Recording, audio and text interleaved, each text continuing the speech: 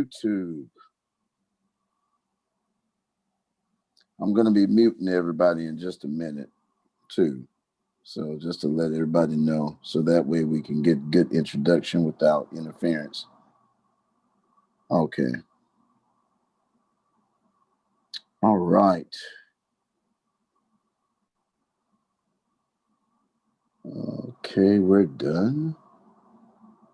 And we are live on YouTube. To all the folks that are out there on YouTube, thank you for being here tonight. We are definitely blessed to be here. Let me just work one feature and then we'll be good to go.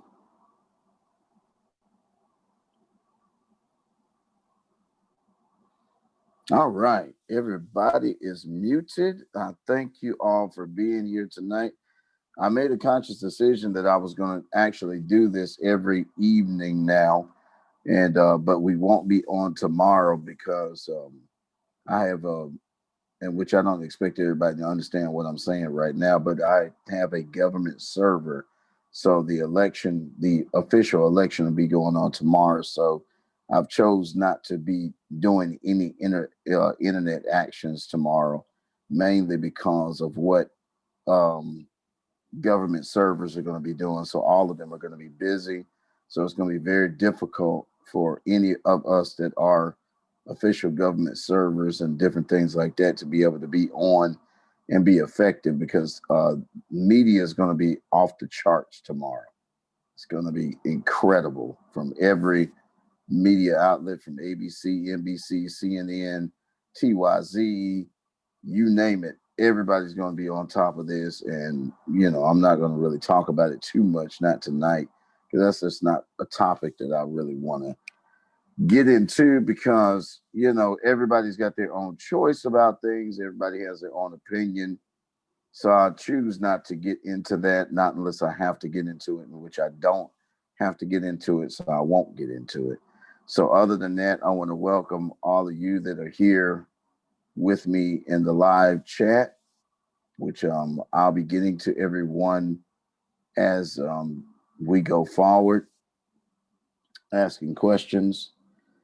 But tonight, we're going to continue our study into Enoch. I have my administrative pastor, Elder Kim Kerr, is here. She is the only person on here that has actually been with me on the study I'm doing tonight, which is not just Enoch. It's going to be on the life of Enoch. Elder Kim actually was with me when I did the original study on the life of Enoch, which actually comes from the book of Yasher. It doesn't come from the book of Enoch. It actually comes from the book of Yasher. And I think it's Yasher, the third chapter. I'm going to tell you in just a hot second once this equipment cools down a little bit. We've been revving it up a little bit today. So I believe it is the book of Yasher and the third chapter of the book of Yasher. Now, it is the book of Yasher, chapter number 3, no doubt. So that gives me an opportunity to do a little paraphrasing and teaching a little bit into that.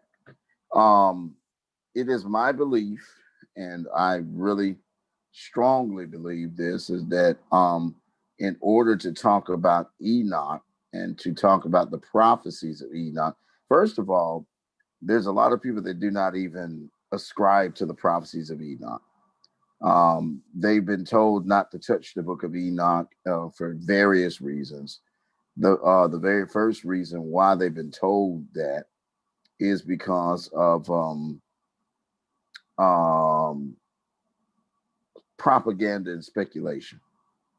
Okay. We find in the book of Genesis in the 6th chapter and the 4th verse where it talks about the Nephilim, which is the hybrid race of human being that was made from the fallen angels. That is a topic that everybody talks about. But in Genesis, the 5th chapter, it speaks on the lineage of Adam, and the 7th son from Adam in his lineage was Enoch. Enoch, who was the father of Lamech, who is the father of Noah.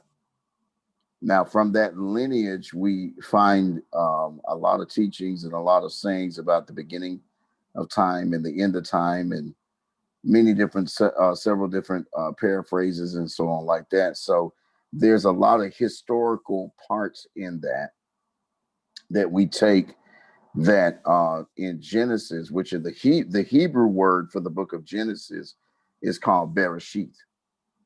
Bereshith is the numerical beginnings, or as we say in the English, new beginnings. Okay. So even though Genesis is the beginning, in the numerical interpretation, it is known as the new beginnings. So new beginnings makes us kind of like put everything in a whole different light as to speaking of Enoch. Then we don't find anything else about Enoch until all the way in the book of Jude. The book of Jude, which is a New Testament book, or as again, the Hebrew for New Testament is Brit Hadashah. Brit Hadashah. So in the Brit Hadashah, in the book of Jude, in verses 14 and 15, because there's only one chapter in the entire book of Jude. In verses 14 and 15, we find the references to the prophecies of Enoch. And we also find an end time proclamation dealing with those prophecies that were given by Enoch. But there's one problem with the proclamations of the prophecies of Enoch. You will not find them anywhere in the 66 book format that exists of the Bible. And that right there should raise a lot of questions and a lot of eyebrows about what are the prophecies and what is it that was shown to Enoch. We do know that in Genesis, the 5th chapter, the Bible states that Enoch walked with Yahuwah. He walked with him. So his relationship with the Most High was one of it was one that was very personal. It was also one that was very important. And it was also one that was met with perfection. So that means that I must define the word perfection for you. When we look in the Greek and in all the different transliterations of the Bible, because that's what we want to be looking at. We want to be looking at transliterations. We don't want to touch translations too often, because when you mess with translations, you're dealing with change. Translate means to change. Transliterate means to take the exact meaning or the exact words of originality and place them in different languages. So any Bible that is translated is suspect because there's a lot of change in it, a lot of change. So if you have a Bible or a divine book, because the Bible I use is called the Sefer or Sefer, which means divine book. When you use a divine book and you want it to be transliterated because you want the originality of words, you don't want to play on words. You want something that is definitely going to be there, that's going to give you what it means and not the opinion of others or the breaking down of scholarship, because scholars like to break words down quite often. And to be honest with you and to tell you the truth, when scholars break words down, it is not always a good thing or a correct or accurate thing. So we have to use the spirit of revelation. How do we use the spirit of revelation? Well, first of all, we have to be filled with the Ruach HaKodesh. We have to be filled with the Holy Spirit. So in order to be filled with the Holy Spirit, that means that you get a full understanding. Now, you may not have full knowledge, because the human mind cannot comprehend the full knowledge of the word itself, but we can comprehend the understanding of it. Um, the Bible tells us, or the divine book tells us, that in all our ways, we should always get an understanding. Should always get an understanding. So if we get an understanding, that means that um, there's no doubt about what it is that we are reading or what it is that we are placing. Now, I'm going to go to the book of Yasher. If you guys do not have a Sefer or Sefer Bible, all you have to do is go to Google search and type in the book of Yasher, or you can type in the book of Jasher. Either one, because it's the same book. It's just paraphrased different. If you're going to use the Hebrew terminology, it would be the book of Yasher. Okay, the book of Yasher is the counterpart to the book of Genesis or Bereshith. Just like in the Gospels, you have, and for the Gospels, we use the word Basara, and you have Matthew, Luke, Mark, and John. In the Tanakh or in the Hebrew Bible, Yasher is the other angle and opinion, or better yet, the other angle and witness of those things from the beginning. So the first two chapters of the book of Yasher go into another angle and another story of Adam and Eve and the beginning. Gives another angle to it. And the reason why Dr. Steve Pigeon added the book of Yasher in the format of this particular Bible is because everything that is coming from it is divine. You have to remember, something is not considered to be Bible unless it's divine. So the book of Yasher is considered to be divine, um, especially on the account that we're going to be reading about tonight in chapter number 3, which is the life of Enoch. If I had a title for the night, or a title to the lesson that I'm about to teach, again, Elder Kim Kerr, who is our administrative pastor at Kingdom Building Institute and Ministries and Kepha Ben Israel Ministries, she's the only other person that I know of, unless there's somebody joining us live on YouTube that has been a part of those studies before, but she's the only other person that I know of that's been a part of those particular studies on the life of Enoch. So a lot of you guys are in for a treat tonight, because there's a lot of people that go into the in-depthness of the book of Enoch, but very rarely do we find people that actually go into the life of Enoch. I think it's imperative that we understand the lifestyle of the prophet, so that we can understand why he was trusted by Yahuwah. Because that's really important, that we understand that the lifestyle of the prophet is very, very important and imperative in the trusting of one to receive prophecies. If the spirit of Yahuwah, which we call the Ruach HaKodesh, or the set apart spirit that is holy, is downloading into you, that means that you're not only a selected individual, but you are a trusted individual. And that's something that's really important, to note, that everybody is not trusted. Okay. So without further ado, let's get into the book of Enoch. Let's get into the book of Yasher, and let's see what the book of Yasher has to say about Enoch tonight. Okay, let's start at verse number 1. Verse number 1 in chapter number 3, it reads, And Shanak, or Enoch, lived 65 years, and he began Methuselah, or Methuselah. And Shanak, Enoch, walked with Elohim after having begot Methuselah. And he serves Yahuwah and despised the evil ways of men.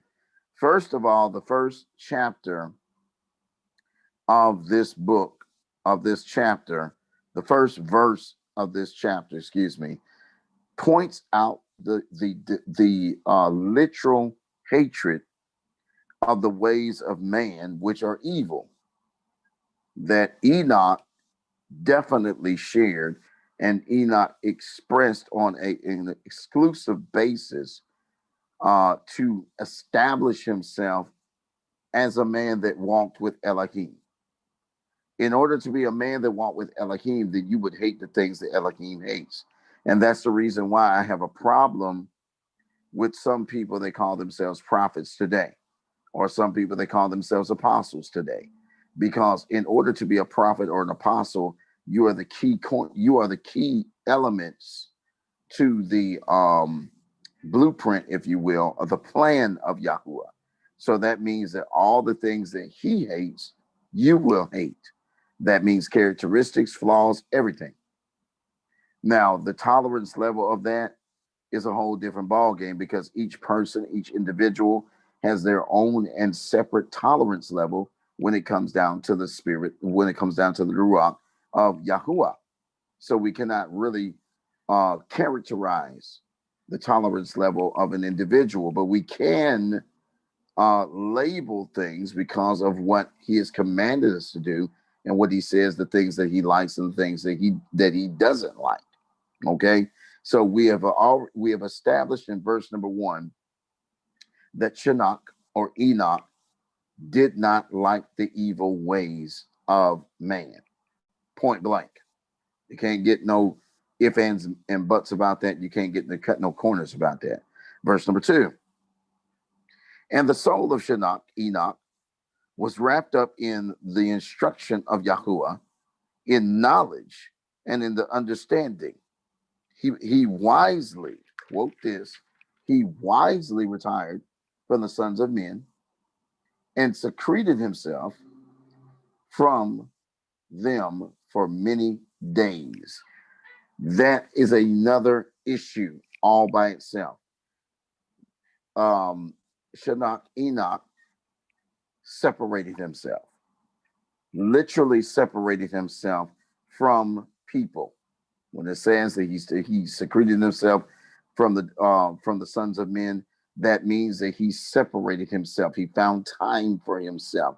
He, in other words, went into a semi-isolation. Why would he go into a semi-isolation? Because of his communication and the attribute that he walked with Elohim. That means that he did not need distractions. This brings up a very, very key point that I'm about to make. And it's a very true statement I'm about to make that may make you laugh or it may make you wonder. How can you be in the prophetic and be a gossiper? How can you be in the prophetic and be a talebearer? How definitely can you be in the prophetic and you always are picking up information of negativity? There needs to be a clear path of deposit in one's spirit to be able to relay things that have been prophetically intuned or spoken to. So that means the separation of oneself, whether they be a prophet or be someone of prophecy, because there is a difference between one being a prophet and being one of prophecy. You have people that are gifts, operate in gift evangelist, pastor, and teacher that do operate in gift prophecy, but not office of prophecy. Again, another topic, but these are things that are linking together. Everybody's not a prophet, so everybody needs to stop claiming the prophetic when they don't even understand the ways and the minimal subjects of the prophetic. I do believe that the prophetic needs to be taught. No one can teach you or can appoint you as a prophet, but they can fine tune your gifts as a prophet. Okay. Now, what type of prophet you become is a whole nother ball game. Verse number 3. And it was at the expiration of many years, while he was serving Yahuwah and praying before him in his house, that an angel of Yahuwah called to him from heaven. And he said, Here am I. Verse number 4. And he said, Rise, go forth from your house and from the place where you do hide yourself, and appear to the sons of men, in order that you may teach them the way in which they should go and the work which they must uh, accomplish to enter the ways of Elohim. Once he had a clear path to the access of the Ruach HaKodesh, the Holy Spirit. Once there was a clear path, an angel doing their job, which is to be a messenger, came and said, okay, it's time to get up from the seclusion. It's time to get up from the privacy. Now you must go out and give them what it is that you have. This is a very similar situation as to why I'm having these Zoom teachings. It took me quite a while to understand or to really come to the point of what to do with the knowledge that had been imparted into me through his spirit. As a matter of fact, it took me almost a year or 2 years to make this decision as to teach on an everyday basis because at first I was like, okay, we'll take a day or two here, but no, he said, now is the time to get up and give them what I've deposited in you. As we see here with Enoch, Enoch obviously had been deposited quite a bit. When we hear about Enoch, we only hear about the prophetic side of Enoch. We do not really ever hear people talk about the wisdom side. Well, of course not, because there are books in the Bible that are missing that do not expound upon the wisdom of Enoch, but they do expound upon the wisdom of Daniel. They expand upon the wisdom of Solomon. I could go on and on of the people that it expounds upon, but you better believe in order for a man, a human being, to be able to walk with Elohim and have favor in the eyesight of Elohim, that meant that the spirit of Elohim was transferred into Enoch. And so that meant that there was a lot of information that was deposited in him. Oh, somebody better help me just here in a minute. Because in order to be able to relate the power of the Most High, that means that you have been deposited with his spirit. And if you have been deposited with his spirit, then guess what else comes with it? The knowledge and the wisdom. This is how we see imposters walking the earth realm right now, claiming to be prophetic or apostolic. You cannot claim to be prophetic or apostolic if you're not walking in the wisdom and knowledge of that. You cannot walk in the wisdom and knowledge unless you subside your spirit. In other words, you have to hide away and get away from everybody. That means sacrifices. Sacrifices. You have to be able to tear away people that are close to you, circumstances that are dear to you. You've got to learn how to be a spiritual hermit in order to be deposited as a spiritual messenger. Hello, somebody. Verse number 4. Verse number 4. I don't want to get happy because then I'll start getting happy and won't be teaching here. Verse number 4. And he said, rise and go forth from your house and from the place where you did hide yourself and appear to the sons of man in order that you may teach them the way in which they should go and the work which they must accomplish to enter in the ways of Elohim. This verse right here is prevalent all by itself. Let me read it one more again because I just like the way it sounds. It says here, and he said, rise, go forth from your house, from the place where you do hide yourself, and appear to the sons of men, in order that you may teach them, not prophesy, but teach them the way in which they should go, and work which they must accomplish to enter the ways of Elohim. He taught them. He did not prophesy to them the ways of Elohim. Hear me now. He taught them. So there is a measure of an anointing of teaching that comes with the prophetic. Proper prophetic teachers are necessary to explain and give full edification of word. We do not have enough prophetic teachers, but we do have enough people of historical teaching. Historical teaching and prophetic teaching are two different things. When you have a prophetic teacher, you have someone that can expound upon the prophecies and the ways of Elohim. Somebody better get ready to smack me upside the head. The ways of Elohim are taught to people.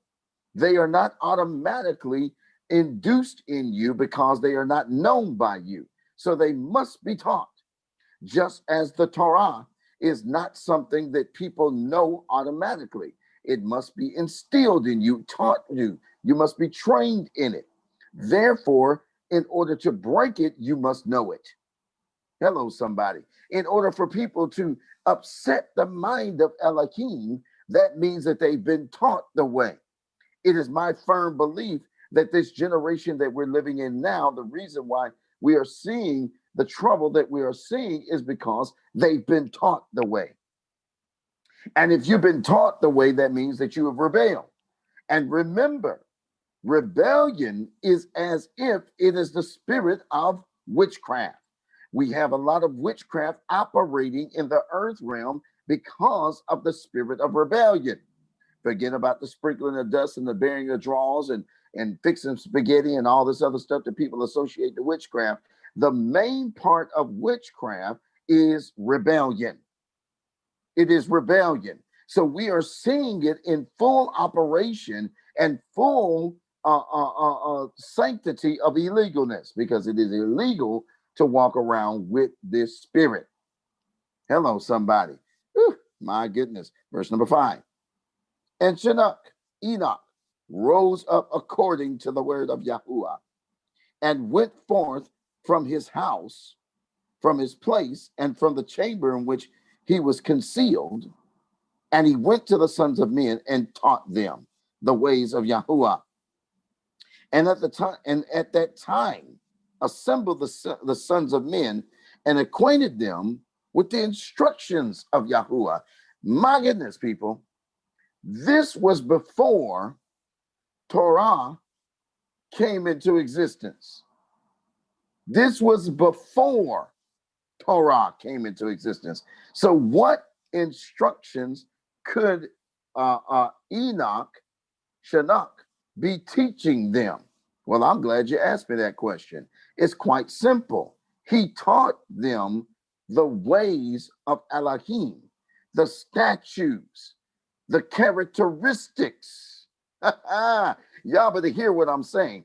It was the characteristics so that each man could walk as Yahuwah, not as if they were him, but as if they were him.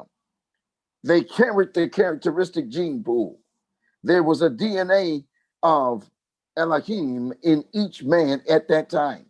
And Enoch, Shinnach, was chosen to be the catalyst to the transference of this spirit into people. He was the catalyst. We must act like, look like, and talk like our daddy. Don't nobody like that terminology. I think only Jamaican folk really get what I'm saying, but don't nobody like that terminology. We got to act like our daddy. We got to walk like our daddy. We got to talk like our daddy. We've got to have the characteristics of our daddy. So what we did was we had a catalyst, a messenger, a human guide in the form of Enoch, who was already mastery of the ways of Elohim. And Elohim said, okay, I don't want you just to prophesy to them. I want you to confirm my ways upon them. And the only way to confirm my ways upon them is teach them. Look at how Enoch did it. Enoch, first of all, was deposited. Second of all, he concealed himself. As he concealed himself, and it does not say the length of time of the concealment. For all we know, it could have been 6 months, a year, 2 years, 3 years. Whatever the conceivable time of his concealment, there was a time of privacy to deposit into him those things that needed to be deposited into him. Come on, somebody. We spend too much time on the telephone talking to people. We spend way too much time, and nowadays, since COVID-19 has hit, praise Yah for that, because it's kept us out of the malls and the other places where we go to gossip. Oh, y'all don't hear what I'm saying. Now, unless there's a telephone conversation that is constructive and conducive to the spirit and conducive to the spirit of love, There's really no business for us to continue to talk to individuals with no purpose and no design. Ah, man, I just cost the telephone company a lot of money just now. Okay? Because some of y'all love to talk. And that's the reason how Satan can find out and devise plans against us, because we do not have any concealment in us. As you can see, one of the prophetic giftings of, of Enoch, was his ability of concealment, his ability of silence. My goodness, up in here. His ability of concealment and his ability of silence. This is probably one of the most prevalent gifts and abilities that stands out in the forefront of the prophetic walk. If you're going to be a prophet, you have to be a mysteriously quiet person. And then, second of all, you can't be afraid to teach anybody. I don't care what their title is, I don't care what their status is. You have not superseded the status of the Spirit. The Spirit has given you an ability as a prophet, as a spokesman, that supersedes all other gifts. A prophet should never be serving a pastor. Let me say that again. A prophet should never be serving a pastor, because we serve with, not serve to. Mhm. We give information. Prophets do not sit still. The prophet and the apostolic gifts are the only two gifts outside of the evangelist that win souls that is not a sit still ministry. This ministry right here will move and motivate and will always rotate. They will go forward. They will never sit still. They will never have the ability or the audacity to be in one setting at one time. They must go, and they do not go to get instruction, they go to give instruction. I'm helping somebody tonight. Verse number 6. And he ordered it to be proclaimed in all places where the sons of men dwelt, saying, where is the man who wishes to know the ways of Yahuwah and good works? Let him come to Shinnach, to Enoch. Let him come.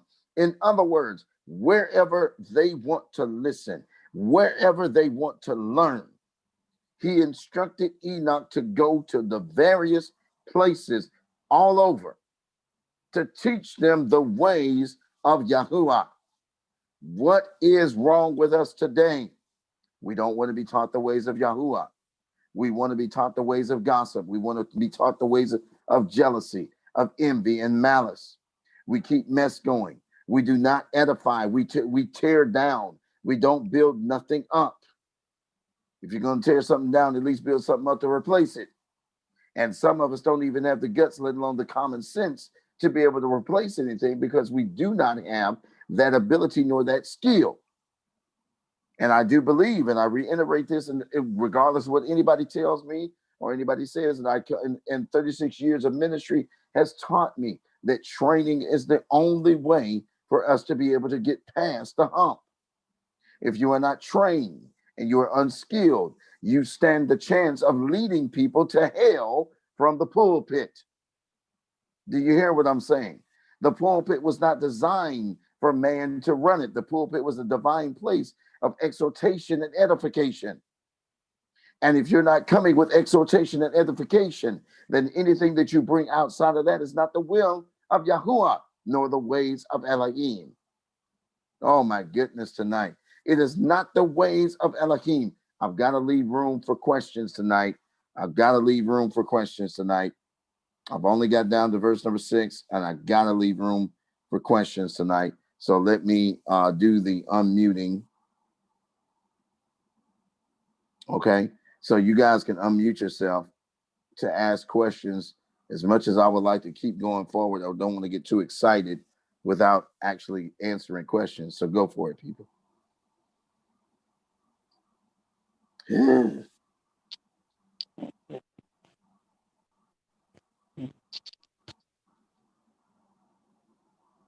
Are you trying to say something, Nina? Yes, I am trying to get the words. I am. Okay, I have it. then why is it that there are so many Mm-hmm. preachers standing Mm-hmm. in the pulpit that's not teaching correct, but yet they want to elevate themselves and say that I don't want to give a complicated answer to that because actually there's only one answer to that. They're not full of the Spirit. Point blank. Anybody can be full of knowledge, but not full of spirit. So knowledge has a habit of puffing us up and bringing about a spirit of pride. So when a person operates in a spirit of pride, they see no wrong, they feel no wrong, and in their mind they do no wrong. So that is what you're seeing, especially in the Christian churches.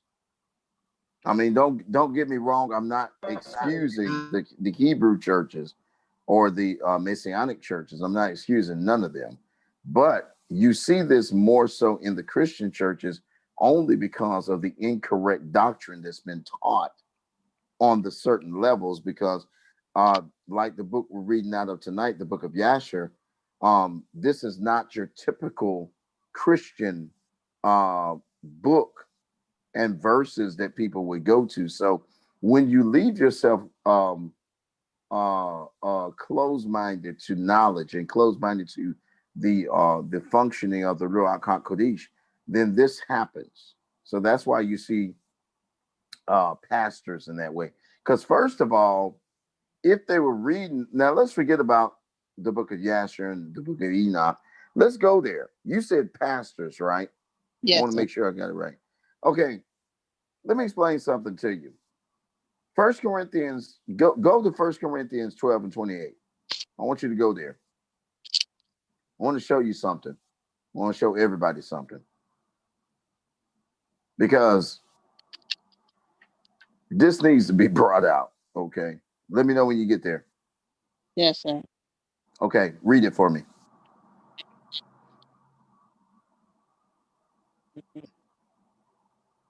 You said 12 and 28. Yep, 28. The 28th verse of the 12th chapter. Oh, okay. No, I got it. Huh? I got it wrong. I was in the wrong section. Oh, okay. 12 and 28. Help us out.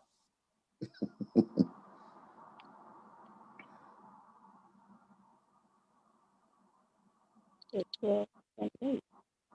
Huh? You said 12 and 28? Yep. The 12th chapter and the 28th verse. I'm in two. Should be in one. Lord have mercy.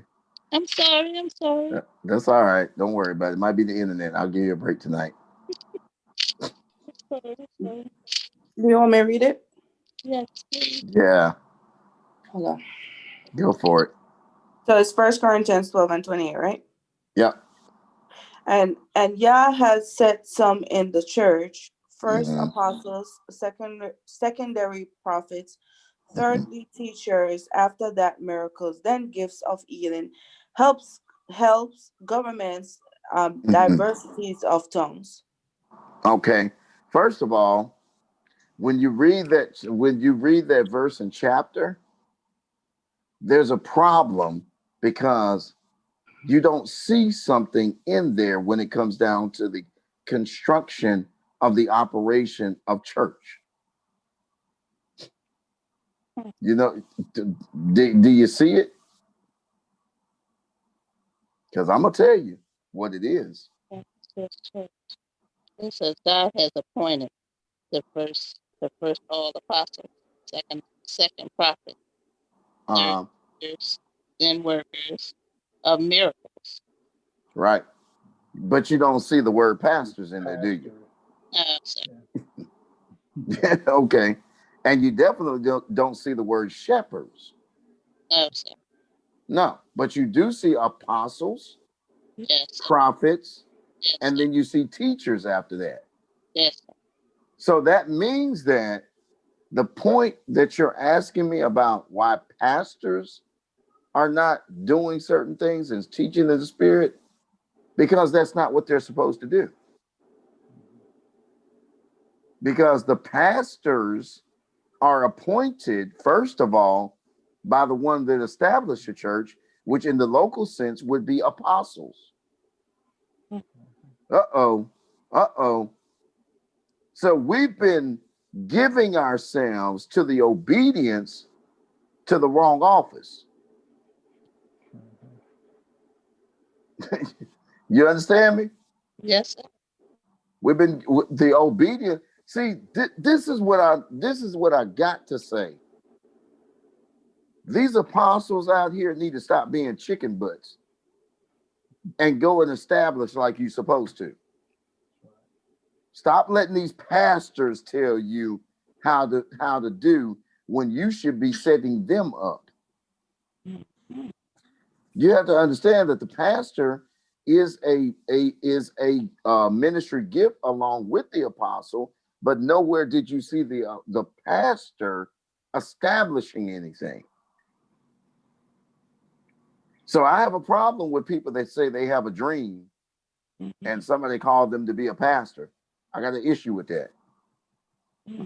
Why didn't you have a dream that the Most High led you to an apostle who in turn appointed you to the pastorship? It's biblical, it's right there.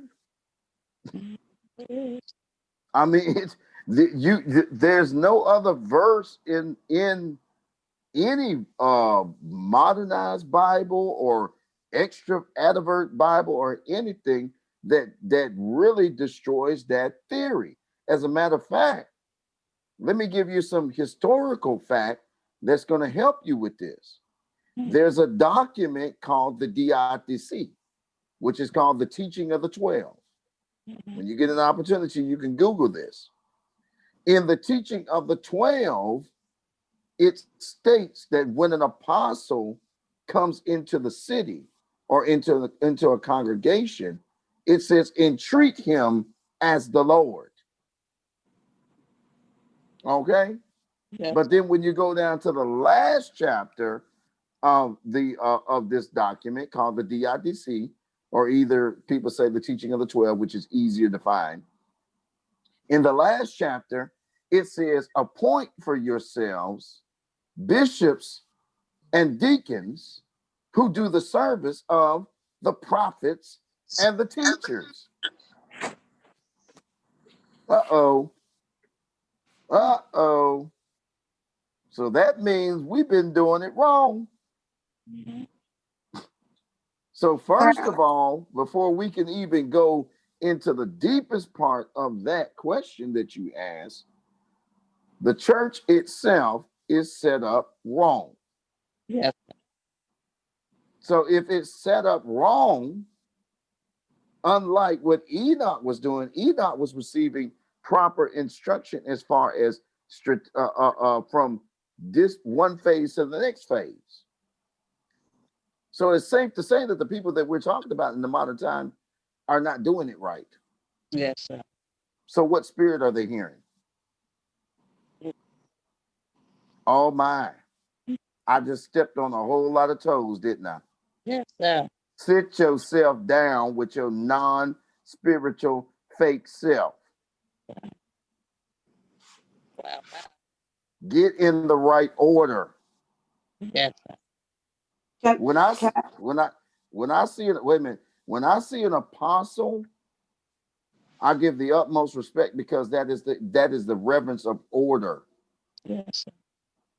But when I see an apostle that is not setting up and establishing things, I back off.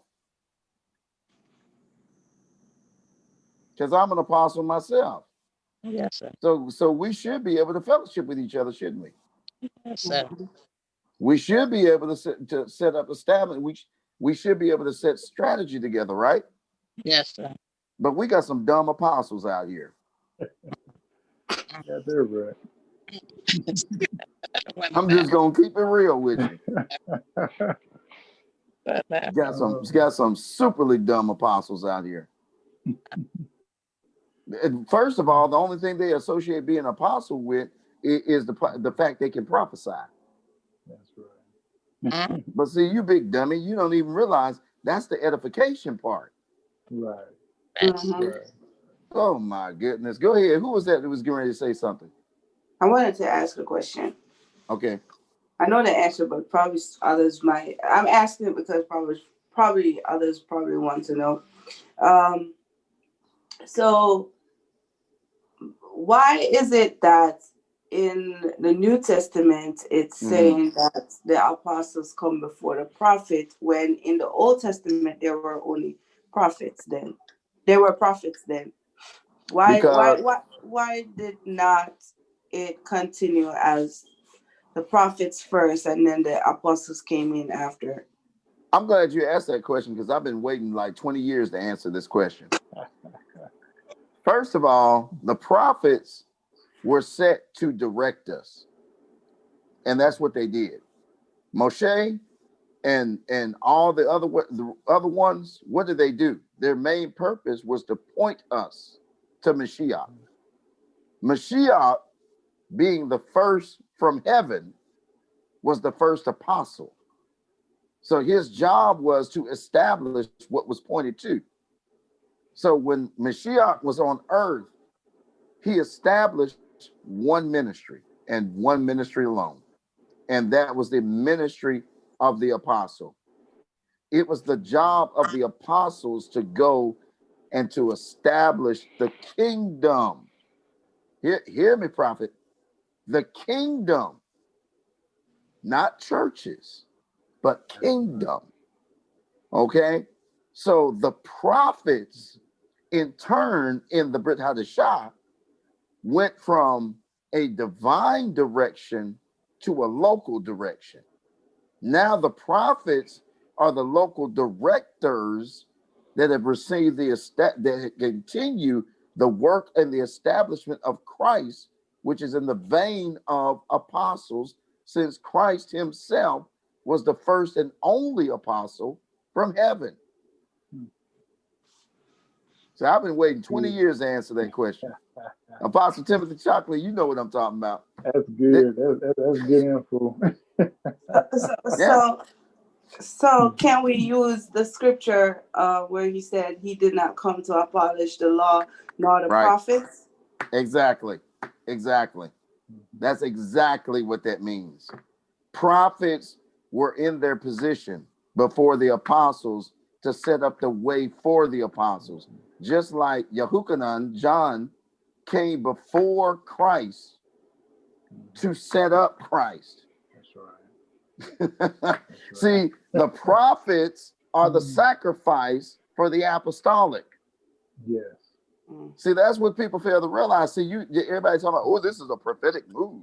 No, this is an apostolic move. No, this is a kingdom move that has placed the prophetic as a director and the apostle as its establishetarian.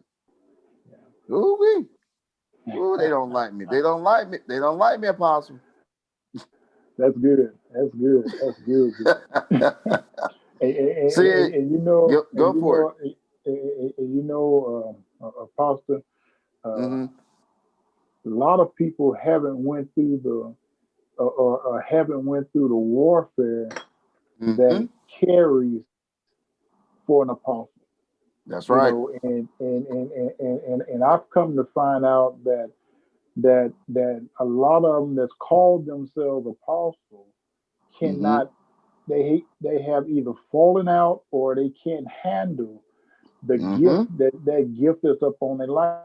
So that lets me know that they stole that gift illegally. Yep. And it's not for, you know. Yep. You better say it, man. It ain't like you and me don't know. Go, talk about it. Because a lot of them are not prepared for that warfare. You know, when you read the life of Apostle Paul and the things that he went through, most of us would just shake our heads and say, "My God," you know. But what are we willing to face? What are we willing to go through in order to respect that gift, and it's a gift. A lot of people say it is a title. It's not a title. It's a gift. It's a That's gift right. that's upon your life. You know, so you know, so Wow. I'm just sitting here soaking it up because I know the things that I have come through just in order to be where I'm at today. Yes. You know, and you know, and it's not. A lot of people think it's maybe a glamorous or whatever they think it may be, but I'm here to tell you, you every day your life is on the line. Mm-hmm. Yep. Yep. Man, Not only is your life on the line, but your word is on the line because your word is on the line. your integrity is in character every time you speak. Exactly. Yeah. And you know, that's why I say I'm openly calling some of these people some dumb apostles because they say stuff that's just so out of character. Right. And some of the Hebrew movements really tee me off worse than anybody because they the first ones that sit there and want to say what they'll do is they'll go get rabbis and mores, but they won't get apostles. Yeah. And I'm like, wait a minute, y'all. If I'm reading correctly, when you look at 1 Corinthians 12 and 28, the third person on the totem pole is the teacher. Right. Okay. So how did the mores and the rabbis become the go-to people over the apostle? No, it don't work like that. That's right. Especially if you Hebrew.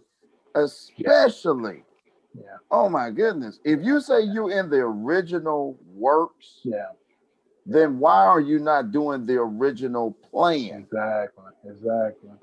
Okay. Exactly.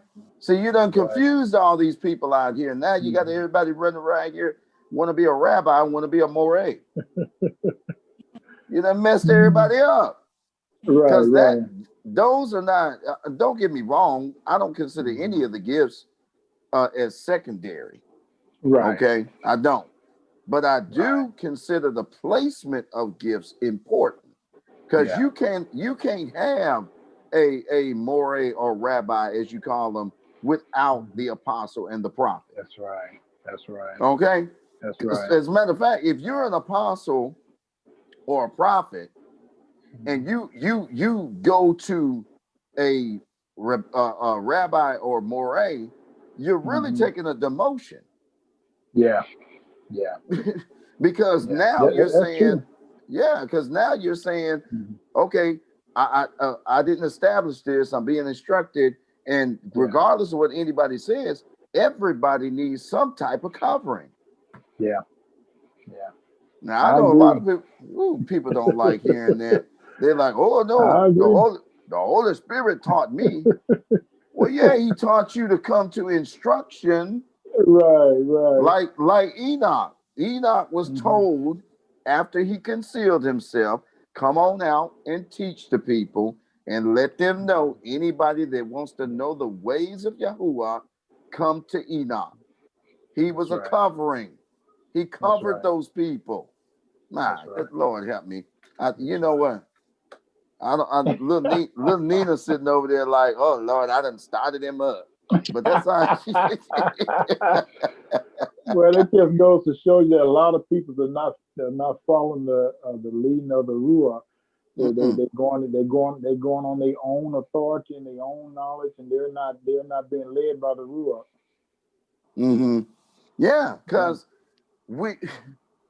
I mean, like I say, and Apostle Shockley, you do exactly like I do. You deal with a lot of the folks in the Christian world and in the Hebrew world. We do both. And one of the things that I see that was brought up tonight, even though I only got to 6 verses, one of the things that I'm seeing is the pride level. You know,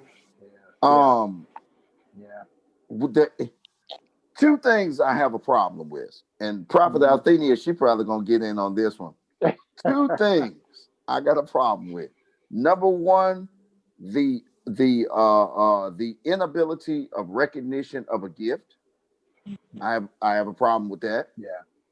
And then the realization of modern day ministry, because in modern day ministry, you need money to run it. Right. Exactly.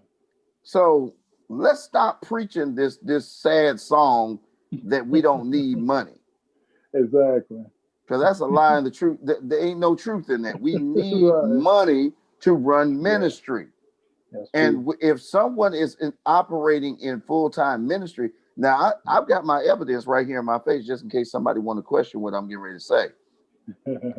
The United States government in tax bracket, you want to know one of the jobs that they consider a legitimate job in tax bracket? Ministry. Ministry. Full-time ministry is a non-deductible tax office. Yeah. Wow. Ain't that something? That's something. Yeah. So that means to tell me that if I put down on my paperwork, on my 501c3 or any other piece of paperwork that I'm a minister, there's a such thing called the Constitution that says that there's a separation between church and state. Oh my goodness, people. So stop telling folk that ministries don't need money when the U.S. government acknowledges that. That's right. That's right. Come on, man. Now, don't get me wrong. I know there's a lot of cheats out here, and Lord knows there's a lot of con artists. But we ain't worried about the con artists. Right, right. We talking about the documented ministries that are operating and they're showing forth fruit, especially those of us that cover people. Okay? That's the reason why ministries, when they come up under a true covering, there should be a financial allotment so that the ministry and fellowship can run. That's right. That's why. This ain't to make nobody rich, because you'll never make me rich. Right. All the work I do, all the work you do, all the work Apostle Shemaine Roberts, different people that's on here, man, you'll never be able to pay us for what we do. That's right. That's right. Never. So get that crap out of your head and understand that there's a business side to this thing called ministry. Right. And it's biblical. It's biblical. Yes, it is. But what is unbiblical is how Hasatan has polluted the church and caused people to run away from organization. Right. Man, right. Now look, I got sons and daughters in the ministry. You have sons and daughters in the ministry. Right. I'm sure there's a lot of other people that's here tonight that have sons and daughters. And you got to think about what you do with your natural children and how you build your natural children up. Right. Okay? That's the same thing you do with your spiritual children. That's right. Don't mess them up. Lead them right. That's right. That's right. And they need to see us walking right. So that that integrity is important. And I just can't Pastor Shockley, you know me for a little bit now. And I just can't get with the gossiping, backbiting thing. And the more I see it, the more I just say to myself, wow. And we had a mutual friend that just recently came to me and was asking me, he said, Apostle, what do I do? The people just don't want to listen, and they want things to go their way and don't want to go the right way. I said, well, what you doing? What have you done? You know, you ain't got enough sense to do nothing on your own. So that means you need to learn how to listen. That's right. My greatest accomplishment in ministry was before I became a leader, because I was one of the best bathroom cleaners in the church. I was too. Man, I could spit shine a bathroom. Okay. I kept the floor clean. Yeah. That was I had pride with that job. I did. But I'm amazed at how everybody nowadays want to be all that. Yeah. They don't know what they're asking for. They let you know. Right. But getting back to Prophet Althenia's question and statements. Come on back around here now. I know you trying to run. Come on back around here. Where you go?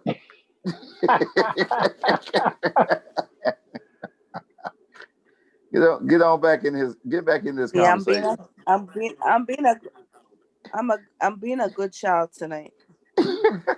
Nobody asked you to be no good child. No, but do you feel me?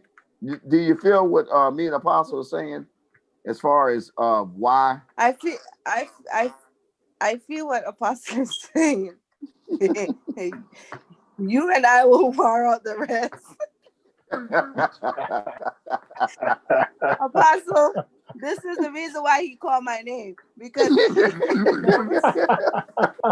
he's trying to set me up. Okay. My intake is, I understand what you're saying. I truly understand what you're saying. Yeah. But as you know, what my intake is. Absolutely. Yes. Yes. And there's nothing wrong with what you think. There's absolutely nothing wrong with that. Okay, one can sow into a person's life or give to the ministry and all of that, right? But my thing is, a lot of these ministers or ministries have corrupted the whole thing. That it looks like, okay, if you don't sow a seed into my ministry, or if you don't give me some money, you can't get a prayer. If you don't give me this money, you can't get a prophecy. Or turn the other way around. If I prophesy to you, you need to give me money. If I pray for you, you need to give me money. If I have to do healing and deliverance, you need to give me money. Because of this doing, it looks so bad. And yeah, it does. But that's marketing. A lot of people are turned off.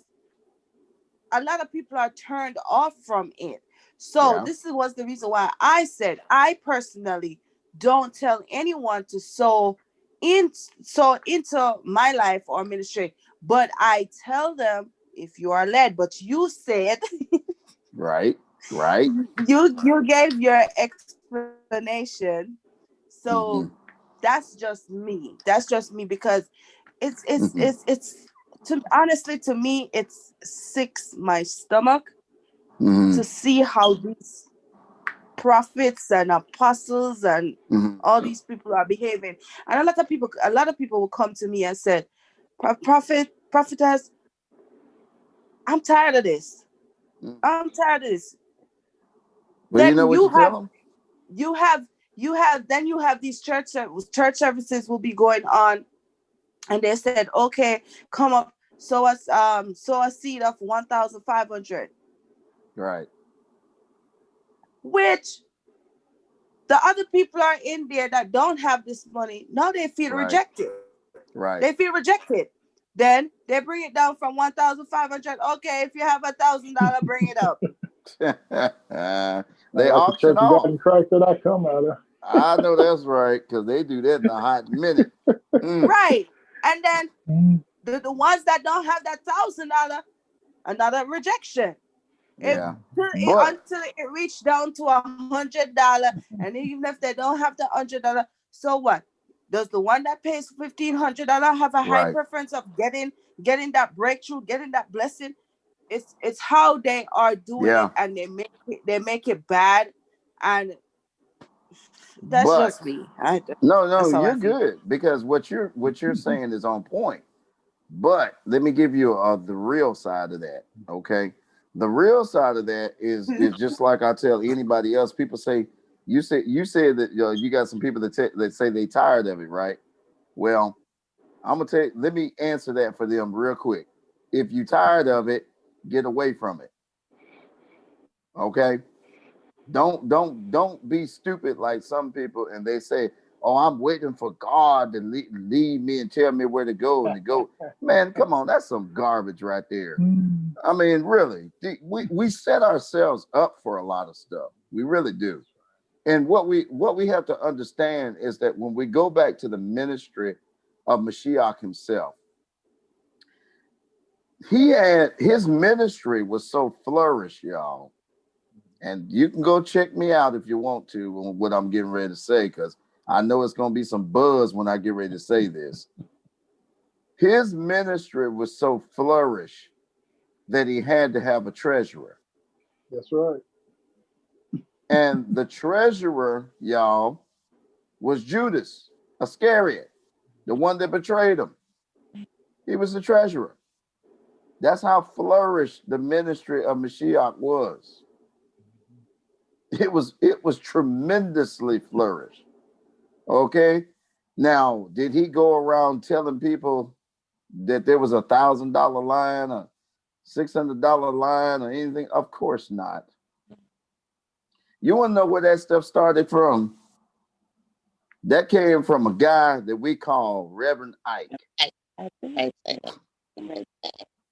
He was the one that did that back in the 70s. He started the $100 line, and then it looked so good. Then he went up to $400 line, and then went from the $400 line all the way up to the $1 million line. Okay.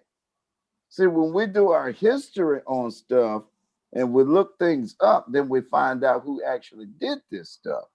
This was not a motion of the spirit. This was a motion of an individual who built the Crystal Cathedral in New York City. Okay. Can I keep it real? Now, the all-night prayer sessions that we like to have, the little shut-ins, y'all know about them, right? You want to know who started that? Where Prophet Althenia at? Because it's going to trip you out. I don't know if you know. Do you know who started the all-night prayer sessions? Go on ahead and teach. A man by the name of Charles M. Grace. They called him Daddy Grace. Oh, I remember that. Bishop Charles M. Grace, the founder and leader of the United House of Prayer for All People, who later became the icon and the patriarch of that particular church, and went as far as to tell people that he was the first cousin of Jesus. And then he said, look, I'm so divine that if y'all throw me in the water with chains, I'll come back up. And if I don't come back up, I'll resurrect again. And they did it in Philadelphia. And to this day, Daddy Grace is dead, and you hear people in the house of prayer say that he coming back to life. Okay? So the reason why I went there is because we got the access to a lot of this stuff to find out where it comes from. And a lot of this stuff is not coming from biblical order. So what the enemy has done he has tainted the form of the gospel so bad that when the real ones show up, we wind up being the poorest kids on the block because of the sins of these other people that have demonically come in and raped the people. And so it's caused people to be humble, which there's nothing wrong with humbleness. It's great. But it has hindered other people's ministries because they've based it on the false information that these ones that have done these things have popped up and done. You know, I could go deeper because we could go into the modern church today and we could talk about the Mormons, the Church of the Latter-day Saints, and what they believe. Because in their opinion, they believe that black people are secondary people in the seed of Cain. Okay? Heck, we could go to the Jehovah's Witnesses for that matter. They believe that Messiah and the Archangel Michael are the same person. And they also believe that every family is supposed to give almost a tenth of their earnings every year in a yearly tithe so that they can build more kingdom halls. If true believers, I'm talking about the Hebrew folks, because really to me, and you know, if anybody else on here wants to give me an opinion about that, I'm welcome to hear what you got to say. But to me, there is no other truth outside of the ancient and Hebrew and original Hebrew. I don't see it that way, because why would I believe an English translation that that mentions a Hebrew God and then tell myself he wasn't Hebrew? That don't make sense. He was Hebrew from the get-go. He was Hebrew when he was on the cross or the stake, because there's still some debate about whether it was really a cross or not.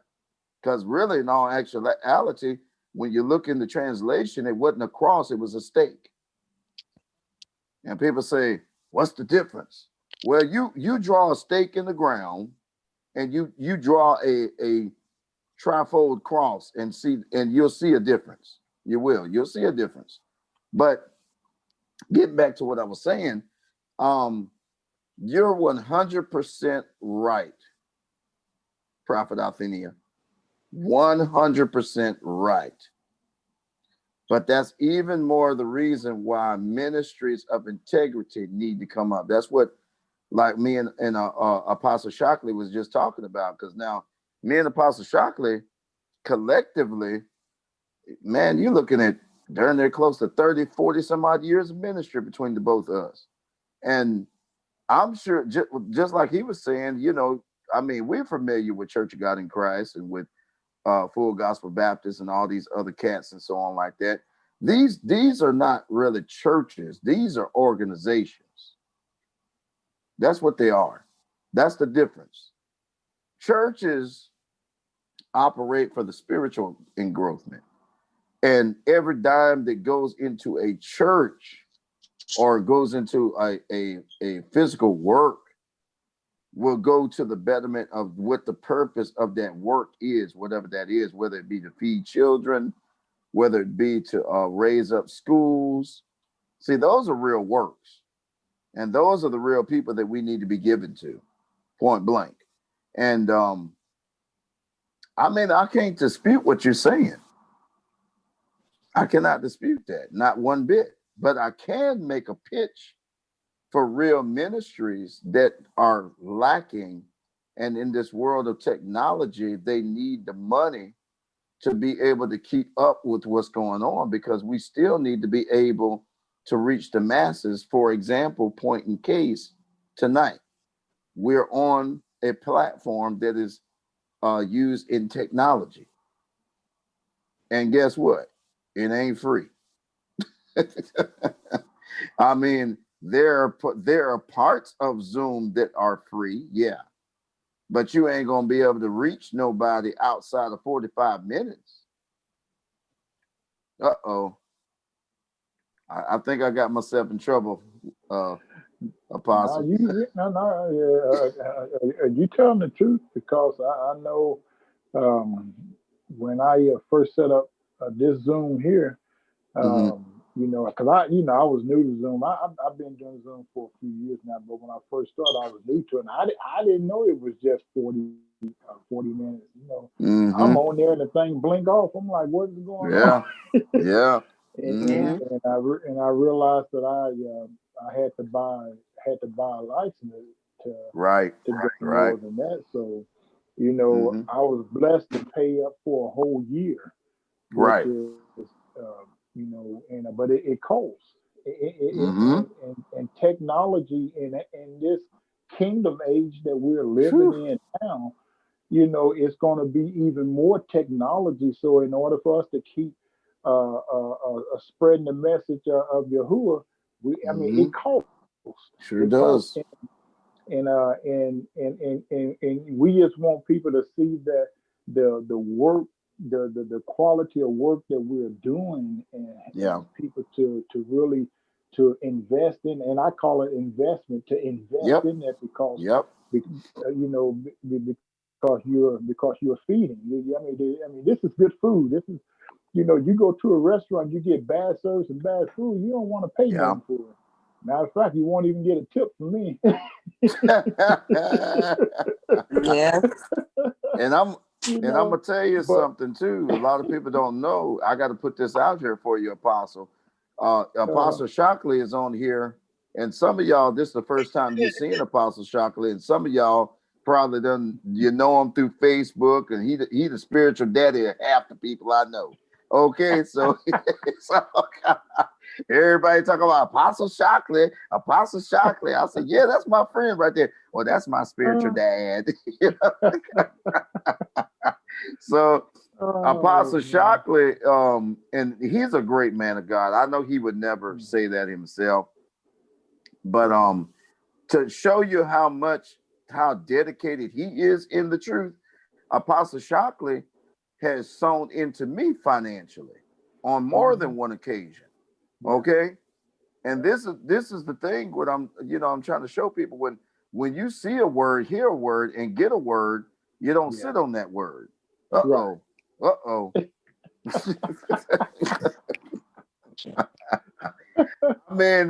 I mean, Prophet Althenia has sold into me. You know what I'm saying? Yeah. She's obedient in that way. I've never told her to sow into me, but she's done it. And it's just that when now this is the part you're gonna like, Althenia. Okay. When you feel led to do something, that means that the Spirit has a result for you, because that investment is always going to bring back a payback. Always. So you sow into good ground, you get good works. It's just that simple. So that part I don't have a problem with. Yeah.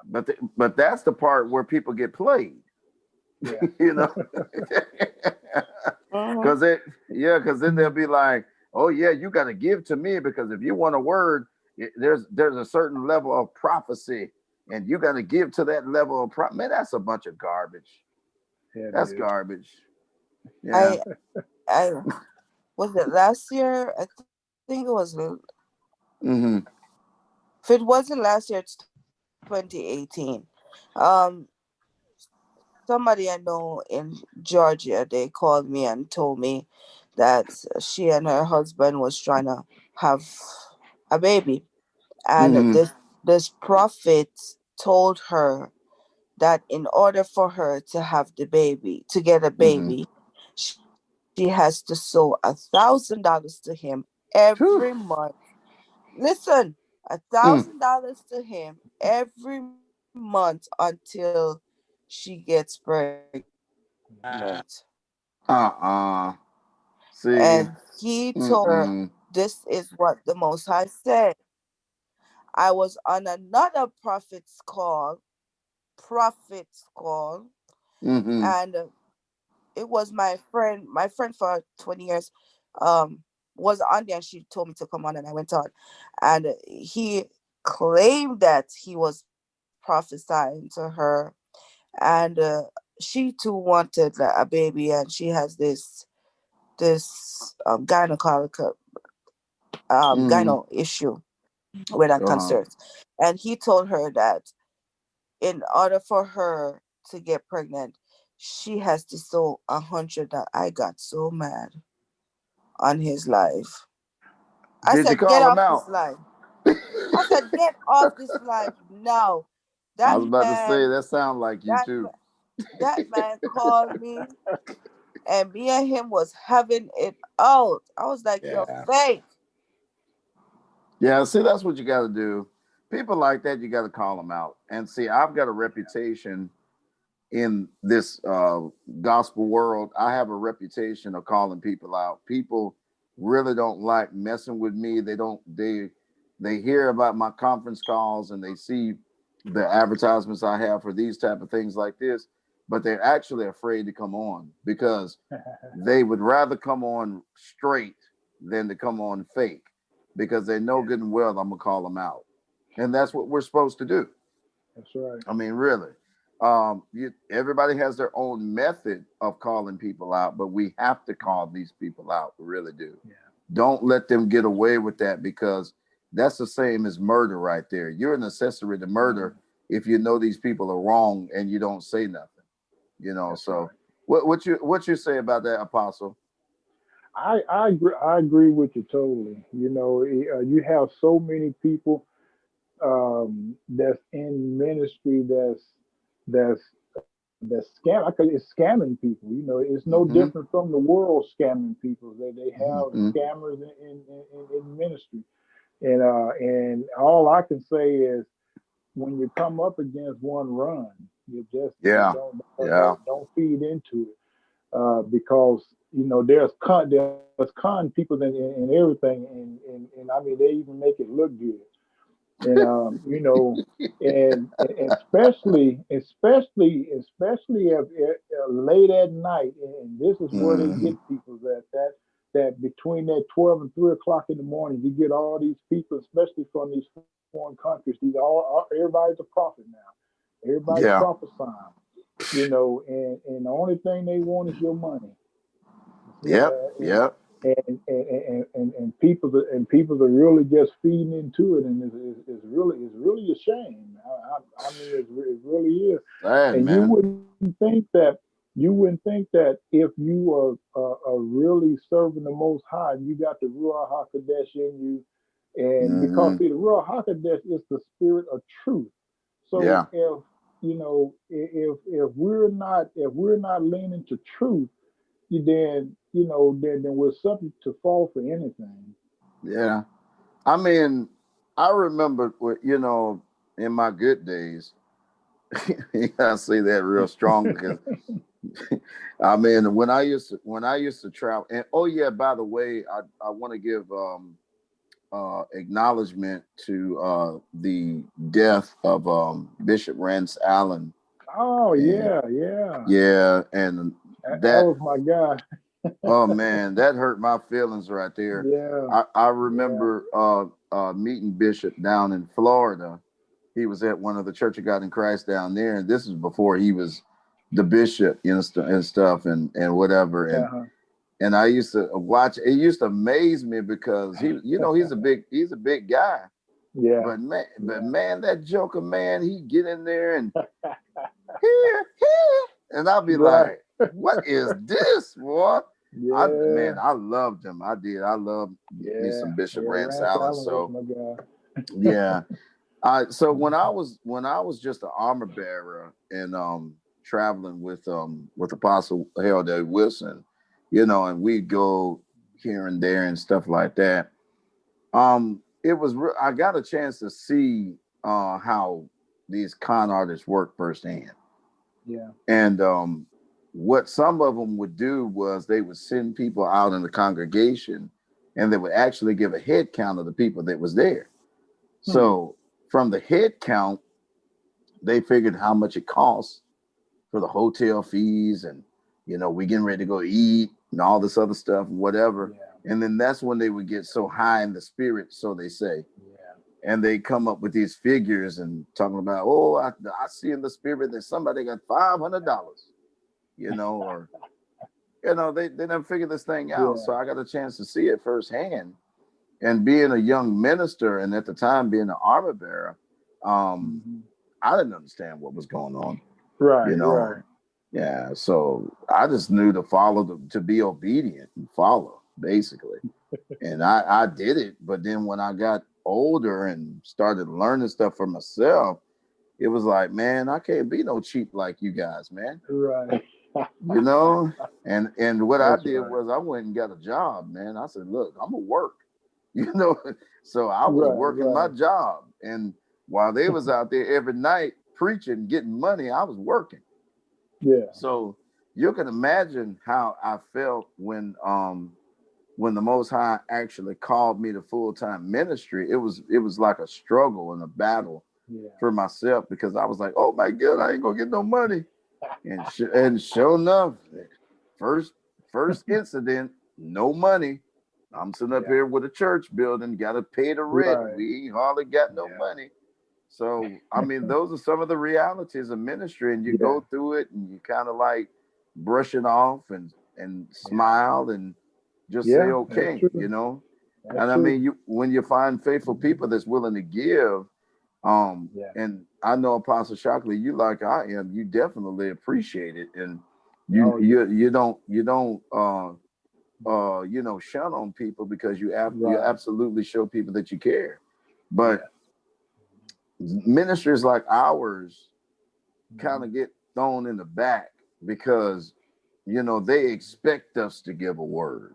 Exactly. They're like, oh yeah, they prophesy, so they say, okay, that's your obligation to prophesy. But I see it like this, and this goes way beyond money. I don't have to give you nothing because you ain't giving me nothing, first of all. So what loss is it if you decide to move on or do whatever you want to do? Because that's going to be between you and the Ruach. Right. If you say, and my administrative pastor's on here, I know she's going to bust out laughing when I say this, because we had a lady that swore up and down that y'all told her that she's supposed to be with Dr. Kiefer. Oh, yeah. I'm not supposed to leave him. She's a Jamaican lady. She just said, oh, yeah, I'm not going to leave him. Or I was told by the Spirit to stay, blood. It's not going to leave. Man, let me tell you something. That Negro, she got a little bit of chastisement, and I corrected her behind. She was the first one out the door. And ain't looked back. Made a pledge to me for $500. Now she come out of her mouth and gonna come on and say, I'm gonna give the ministry $500. Then she took her time to get the pledge. But then when she got it, all of a sudden when she left, she went and told everybody, oh, only thing he wants is money, and tried to discourage people from paying tithes.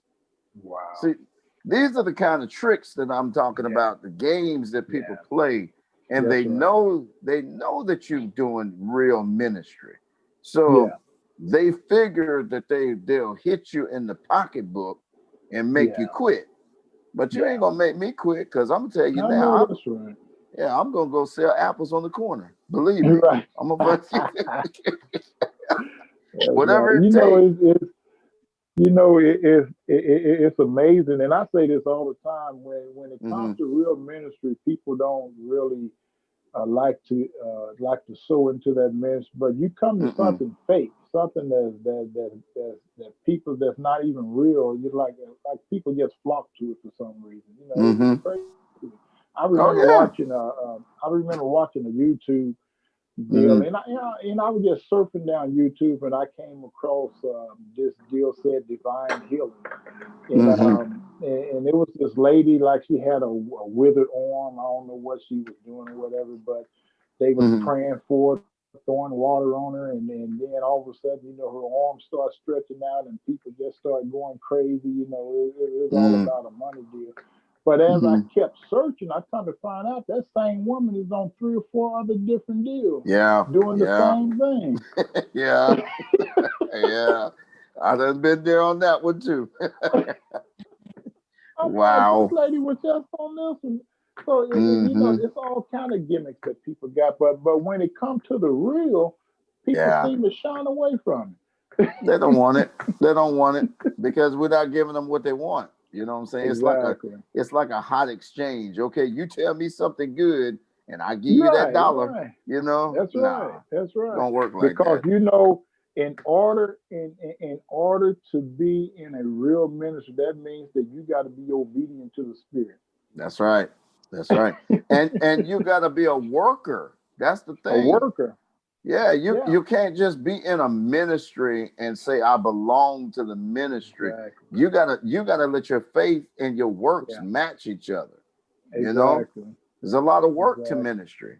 It is. It's a lot of That's work to right. ministry. Yeah, I mean, yeah.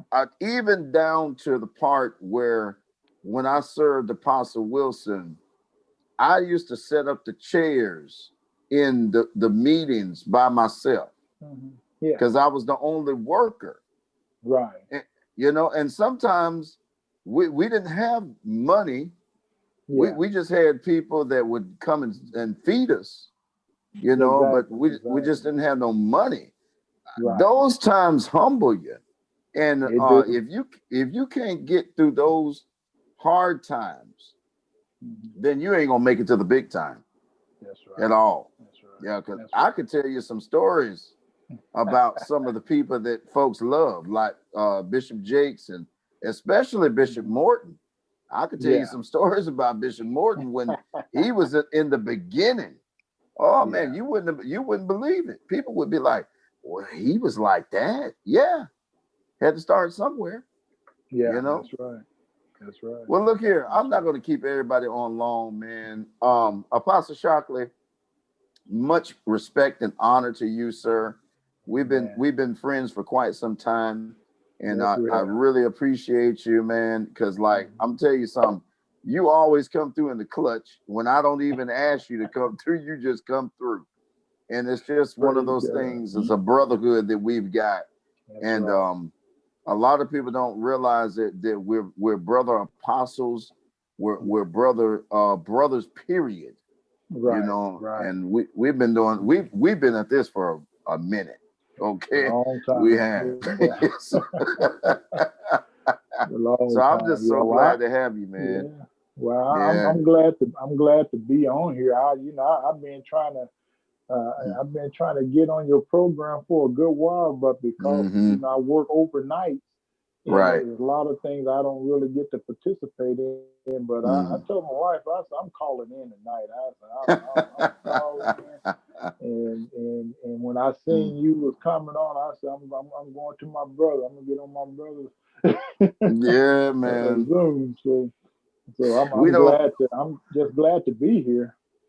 I'm just glad you're here, because I remember George used to come to me, and he said, "Well, I've been watching Apostle Shockley," and I never forget him. I said, "Apostle who? Apostle Shockley." I said, "Let me tell you something. That man's my brother." Oh, you know him? Well, I said, "Man, you'd be surprised who I know, man. You'd be shocked." Oh man. I kept telling George and all them. I said, "Man, you mentioned my name in certain circles. The first thing people are gonna say, Right. you know Apostle."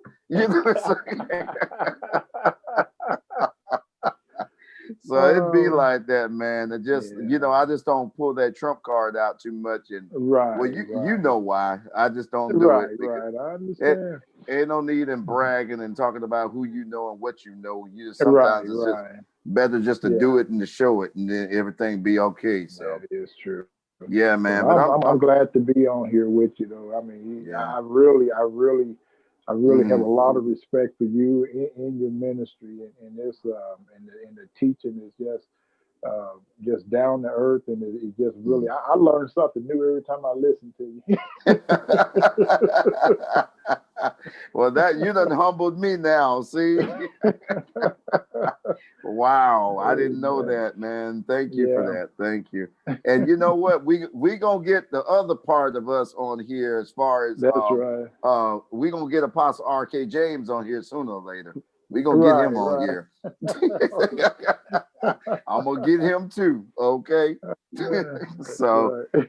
I'm just so happy to have anybody. I mean, it just humbles me. It really does. It just humbles me. What you just said it tremendously humbles me because I know for a fact that you are father to so many in the gospel. And Praise there's a God. lot of folks that really look up to you, and I respect your ministry tremendously, tremendously. And Praise so God. thank you for being here with me, hanging with your little bro. All right. Thank you, Oh, man. I appreciate you. Um, oh, Tomorrow night is election night, so I'm not going to try to do a program and compete with the election. Okay, Right, so right. so I'm going to use wisdom as much Right, as I right. could teach. I'm not going to teach. No, that's okay.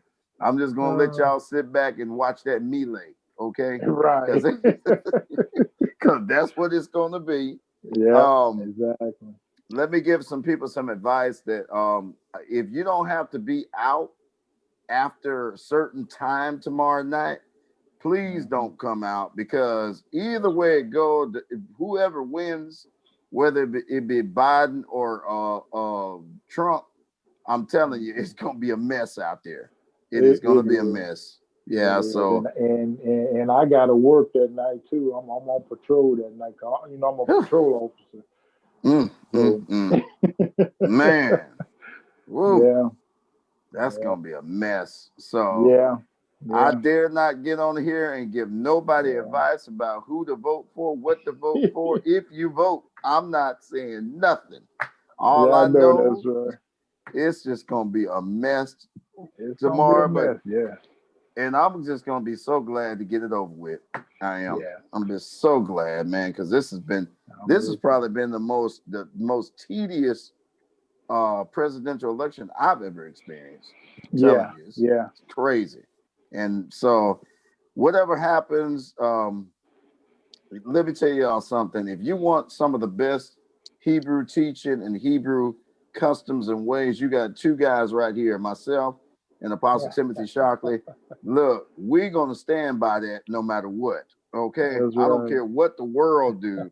We're gonna stand by that. So you can always depend on a word of truth from us. Amen. Trust me That's when I right. say that. So I'm just excited about that. And then with everybody else that's here, I see Apostle Charmaine Roberts here. I really can't see a whole lot of other people because something's wrong with my daggone screen. But oh well, life goes on. I'll fix that too. You know, I'll wind up messing up stuff and fixing it in 2 and 3 days. It'll be all right. Right. So yeah. So thank y'all all for being here.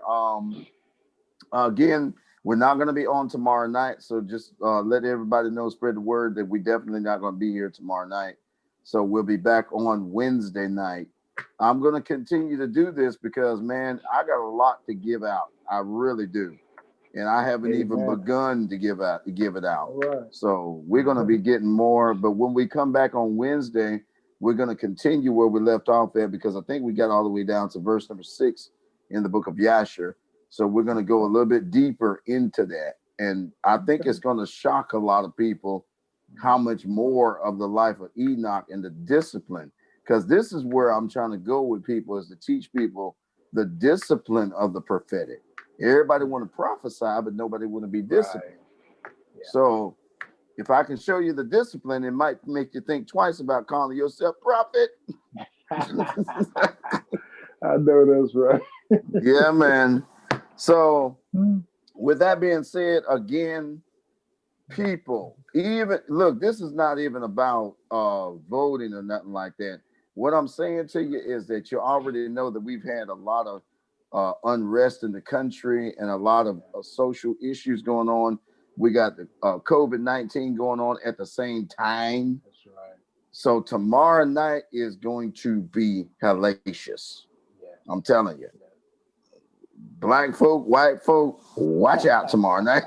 I know that's right. Latino, y'all watch out, because I'm telling you, it's gonna be on tomorrow. Yeah. And just find you somewhere relaxed. Really, even if you don't want to get involved in this election, that's all well and good. But still, you need to watch to see what's going on, because this is history tomorrow. Point blank, it's history. And keep up with it, because you're going to be asking your children 10 years from now, where was you at on this day tomorrow? Right. Okay. Right. All right. I'm not even going to pray y'all out, because I'm so excited to have Apostle Shockley. I don't know what to do. Listen, you guys be blessed. It's nice to be loved by somebody that loved you. On behalf of myself, Apostle Timothy Shockley Sr., and all the other people that are here tonight, we want to wish you the best and have glad tidings and peace be unto you. Apostle Shockley, you got anything else you want to throw out there? Hey, if you ever start an apostle council, count me in. Oh, you must be reading my spirit. You're reading my spirit. Because it's coming, it's coming, it's coming. That's all I got to say. Well, look, be blessed, everybody, and I will catch you guys on the rebound on Wednesday. All right.